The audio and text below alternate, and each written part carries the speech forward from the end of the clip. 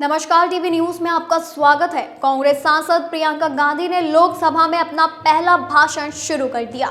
उन्होंने कहा कि भारत में हजारों साल पुरानी संवाद और चर्चा की परंपरा वाला देश है। हमारी संस्कृति में वाद विवाद और संवाद की गहरी जड़ें हैं, जो अलग अलग धर्मों और समाजों में भी दिखाई देती है। इसी परंपरा से प्रेरित होकर हमारा स्वतंत्रता संग्राम शुरू हुआ, जो अहिंसा और सत्य पर आधारित था। ये आंदोलन लोकतांत्रिक था, जिसमें हर वर्ग हिस्सा लिया। इसी संघर्ष से उभरी एक सामूहिक आवाज, जिसने हमारे संविधान का रूप लिया। यह संविधान केवल दस्तावेज नहीं है, बल्कि यह न्याय, अभिव्यक्ति और आकांक्षाओं का दीपक है। उन्होंने बीजेपी पर पलटवार करते हुए कहा कि अतीत में क्या हुआ, नेहरू जी ने क्या किया, अरे आपने क्या किया ये बताइए, क्या सारी जिम्मेदारी नेहरू की है। उन्होंने कहा कि असल में लोकसभा में संविधान पर चर्चा के दौरान प्रियंका गांधी ने कहा कि संविधान हमारे देशवासियों के लिए एक सुरक्षा कवच है। यह अन्याय, एकता और अभिव्यक्ति की स्वतंत्रता का संरक्षण करता है। लेकिन सत्ताधारी दल ने पिछले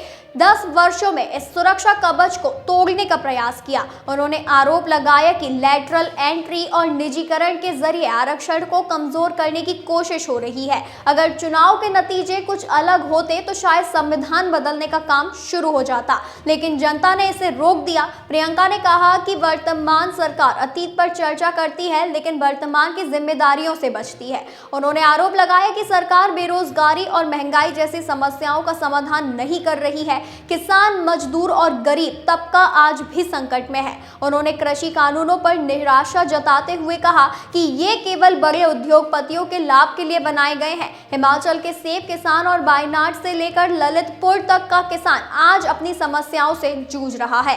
प्रियंका गांधी ने जातिगत जनगणना की आवश्यकता पर जोर दिया। उन्होंने कहा कि विपक्ष की ओर से लगातार इस मांग को उठाया गया, लेकिन सत्ता पक्ष ने इसे गंभीरता से नहीं लिया।